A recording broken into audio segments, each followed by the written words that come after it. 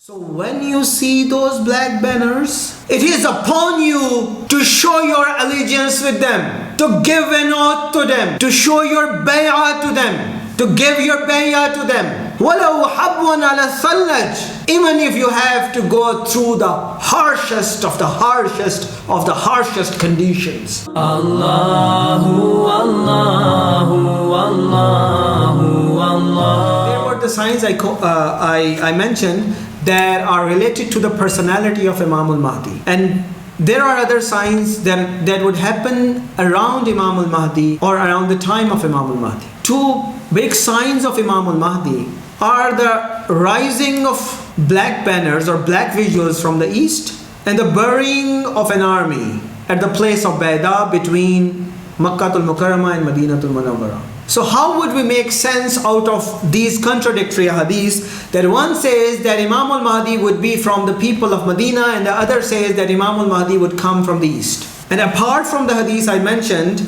there is another more detailed hadith about the black visuals coming from the east, and that is from Ibn al-Majah, that Nabi Muhammad sallallahu alayhi wasallam said, يَقْتَتَلُ عِنْدَ كِنْزَكُمْ ثَلَاثَةً كلهم ابن خليفة ثم لا يصير إلى واحد منهم ثم تطلو رايات السود من قبل المشرق فيقتلونكم قتلا لم يقتله قوم ثم ذكروا شيئا لا أحفظه فقال فإذا رأيتموه فبايعوه ولو حبوا على الثلج فَإِنَّهُ خَلِيفَةُ اللَّهُ الْمَهْدِي. Let me repeat this hadith. يَقْتَتَلُ عِنْدَ كِنْزَكُمْ ثَلَاثَةً كُلُّهُمْ ابْنُ خَلِيفَةٍ ثُمَّ لَا يَصِيرُ إِلَى وَاحِدٍ مِّنْهُمْ ثُمَّ تَطْلُو رَايَاتُ السُّودِ مِنْ قِبَلِ الْمَشْرِقِ فَيَقْتُلُونَكُمْ قَتْلًا لَمْ يَقْتُلْهُ قَوْمٌ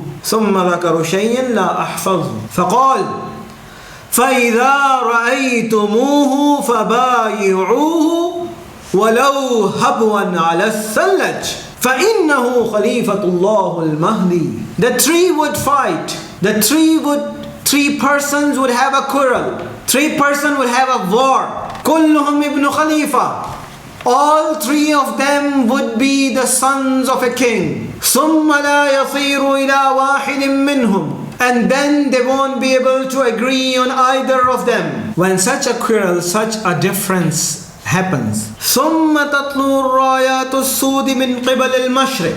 That would be the point when black visuals would rise from the east. فَيَقْتُلُونَكُمْ قَتْلًا لَمْ يَقْتُلْهُ قَوْمٌ.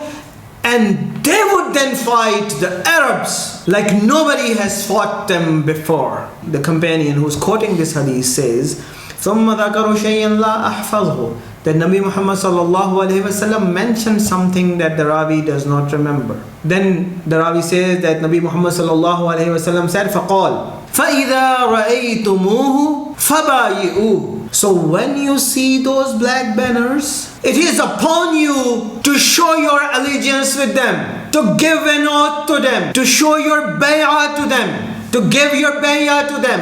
وَلَوْ حَبْوًا عَلَى الثَّلَّجِ. You have to show your allegiance, you have to show your bay'ah, give your bay'ah to them. وَلَوْ حَبْوًا عَلَى الثَّلَّجِ. Even if you have to go skidding on the snow, even if you have to go through the snow, even if you have to go through the harshest of the harshest conditions. And then Nabi Muhammad sallallahu alayhi wasallam was not talking to us at that time. Sure, these ahadiths reached us, but at that time, the people sitting in front of Nabi Muhammad sallallahu alayhi wasallam were his own companions. And this is the advice Nabi Muhammad sallallahu alayhi wasallam giving to his companions. That why would be that case? That would be the case because فَإِنَّهُ خَلِيفَةُ اللَّهُ الْمَهْدِي. That within them would be a person that Allah has chosen as his own choice, as his own ruler in the world. Allah's choice on the world, Allah's choice on this earth. And those black visuals would rise from the east. مِنْ قِبَلِ الْمَشْرِقِ. And the other hadith says, مِنْ قِبَلِ خُرَاسَانِ. And that those banners, those visuals would be the ones within whom Imam Al-Mahdi will be. So now coming to the hadith that says that Imam Al-Mahdi would be from the people of Medina. How could it be the case that Imam Al-Mahdi would be from the people of Medina and also come with the black visuals from the east? There is no hadith as such that tells us that the person would be from the people of Medina and he goes to the east and comes with the black visuals. No. When he is in Medina, right after that, people find him and try to force him to take bay'ah. He flees them and goes to Makkah, and they finally are able to force him to take oath from them. So this event has to occur before. So my brothers and sisters, my friends and my elders, this is the event, either you like it or not. Either it is according to my desires or not. Either it falls within my own box, within my own hole or not.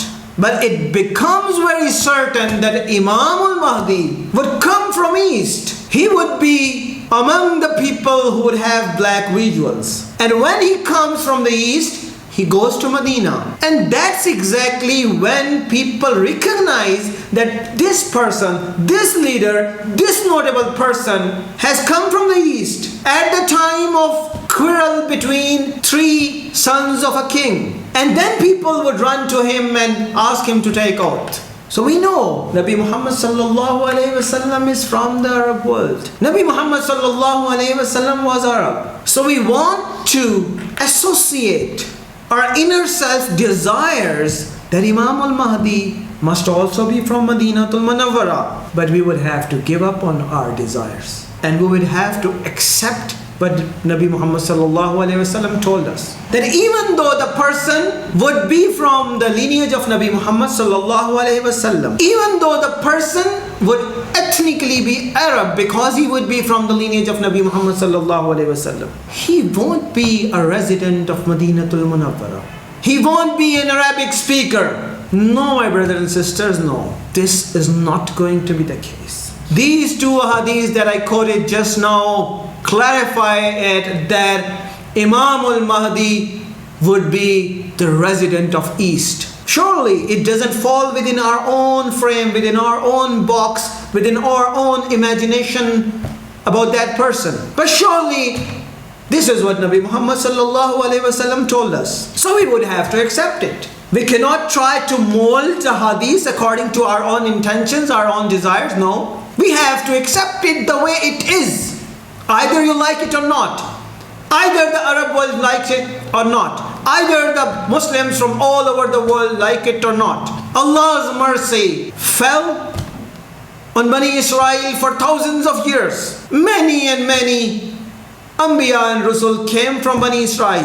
But then Allah changed that. They wanted the last prophet to come from within themselves. Didn't they? They wanted Nabi Muhammad sallallahu alaihi wasallam to come from their lineage. But Allah chose Bani Ismail instead of Bani Israel.